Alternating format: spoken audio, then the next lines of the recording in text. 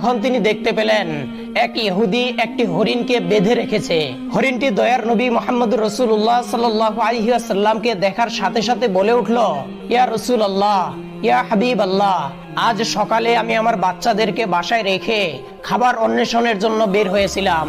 এমন সময় এই ইহুদি আমার সামনে আসে এবং আমাকে বন্দী করে ফেলে। সকাল থেকে এই পর্যন্ত সে আমাকে বন্দী করে রেখেছে।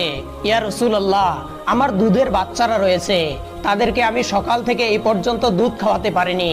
হয়তোবা তারা আমাকে না পেয়ে অনেক অস্থির হয়ে পড়েছে এবং তাদের গলা দুধ না খাওয়ার কারণে শুকিয়ে গেছে। হে আল্লাহর নবী, আমি শেষবারের মতো তাদের সাথে একবার সাক্ষাৎ করতে চাই, দয়া করে আপনি এর একটি ব্যবস্থা করে দিন। হরিণের এই আর্জি শুনে দয়ার নবী মুহাম্মদ রাসূলুল্লাহ সাল্লাল্লাহু আলাইহি ওয়াসাল্লামের অন্তর কেঁদে উঠল।